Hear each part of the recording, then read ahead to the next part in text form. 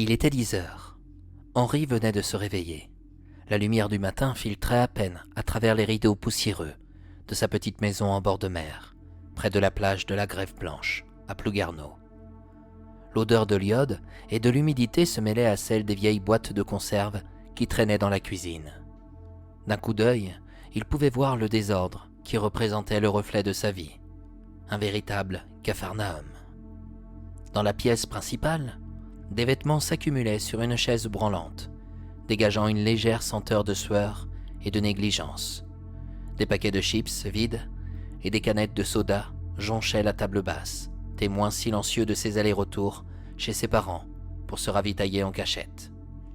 Le canapé, un peu affaissé, était couvert d'un plaid froissé et de quelques livres entamés, abandonnés là après une nuit d'insomnie. Les pages des romans, jaunies par le temps, semblaient pleurer leur propre oubli. Soudain, un coup frappa à la porte avec brutalité. Henri sursauta, son cœur battant la chamade. Il reconnut la voix de son père qui hurlait. « Bordel, que fait-il ici ?» se dit-il, la panique s'emparant de lui. Tant bien que mal, il essaya de ranger le maximum de choses en un temps record. Mais le désespoir de son environnement pesait lourdement sur ses épaules. Pierre insistait derrière la porte d'entrée. « Dépêche-toi, bon sang !» ordonna-t-il. « Je sais que tu es là !» Les cheveux en pétard, en caleçon et t-shirt, Henri ouvrit à Pierre. Étonné de le voir dans une telle tenue, il déclara. « Bordel, ne me dis pas que tu tombes du lit !»« Bah si. Il est 10 heures, Henri.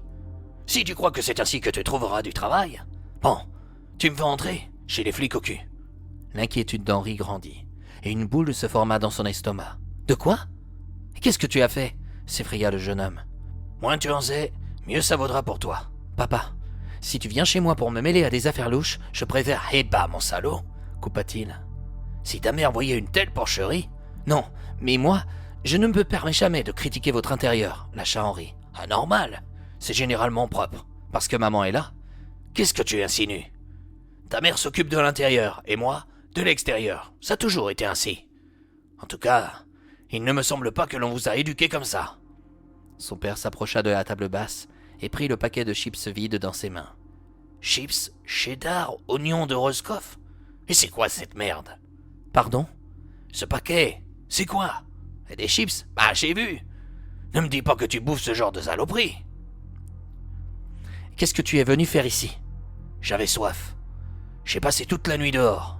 Je suis épuisé. »« Et pourquoi tu fuis les flics ? Tu as tué quelqu'un ?» Pierre s'approcha d'Henri, son regard devenant plus intense, presque un défi.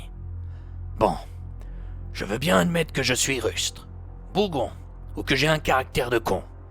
Mais est-ce que j'ai la tête d'un assassin ?» demanda-t-il en le fixant dans les yeux. « Tu ne fais pas faim, osa Henri, le cœur battant. Tu devrais te rendre, cela serait mieux. »« Jamais de la vie !»« Et pourquoi ? » ?»« Je ne peux pas te le dire. » Pierre regarda le comptoir de la petite cuisine. Il n'y avait aucun verre propre à sa disposition. Il en nettoya un, puis se servit un peu d'eau, buvant plusieurs gorgées d'un coup. « Bordel ! Ah, ça ne vaut pas mon fameux rhum. Mais bon, ça fera l'affaire. »« Tu ne veux toujours pas me dire ce qu'il se passe ? » ?»« Je te l'ai déjà dit. Moins tu en seras, mieux ça vaudra pour toi. » Il venait à peine de terminer sa phrase qu'on cogna de nouveau à la porte d'entrée. Ensemble, ils entendirent. « Gendarmerie nationale, veuillez ouvrir, s'il vous plaît. »« Emporte les tonnerres de Brest. Il cherche ma mort, » balbutia Pierre. « As-tu une autre issue pour sortir de ta piole ? » ?»« La fenêtre dans ma chambre. »« Ok, j'y cours. » Les gendarmes frappèrent à nouveau.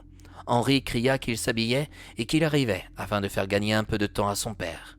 Le capitaine Landreau, conscient de l'urgence de la situation, invita Anna à rester ici et se décida par précaution à faire le tour de la maison. Il aperçut Pierre s'enfuir pas derrière. « Anna, j'ai trouvé Pierre, il s'échappe. »« Cette fois, je te suis. » Les deux gendarmes partirent à la poursuite de M. Morin. De nouveau, Laurent sauta sur son dos pour le faire tomber au sol sur la plage. Pierre termina sa chute, la tête dans le sable. « Mais lâchez-moi, bon sang !» cria-t-il. « Ah, certainement pas. Quand on n'a rien à se reprocher, on ne s'enfuit pas de cette manière. Vous allez venir avec nous à la gendarmerie et répondre à certaines de nos questions. »« Je n'y répondrai qu'en présence d'un avocat. »« Vous avez vu trop de films, monsieur Morin, » rétorqua Laurent en lui mettant les menottes. En se relevant, Anna croisa les yeux de Pierre. Il n'avait vraiment pas l'air commode. Elle en avait connu des plus rustres et savait qu'il ne serait pas le dernier qu'elle devrait affronter. Henri arriva à son tour, l'inquiétude se lisant sur son visage. Il se demanda pourquoi on menottait son père. « Si vous aviez coopéré, je vous aurais répondu. Et vous avez préféré vous rendre complice de ce qu'il m'a fait cette nuit, ainsi qu'à votre mère, » répliqua Laurent. « Anna, occupe-toi de lui et emmène-le aussi à la gendarmerie. »« Comment ? Mais je n'ai rien fait, moi !»« Vraiment ? En êtes-vous certain ? Mais de quoi m'accusez-vous ? Nous avons juste quelques questions à vous poser, afin de comprendre pourquoi on a retrouvé le corps de votre frère hier soir sur l'île Vierge. » Anna observa la réaction de Pierre. Il eut l'air surpris et secoué par l'annonce, à l'inverse d'Henri, qui surjouait la perte d'un proche. Pourrait-il être l'assassin de son frère ? Peut-être. Il ne serait pas le premier. Mais pourquoi ? Quel serait son mobile ? Tous les deux étaient pressés de les interroger.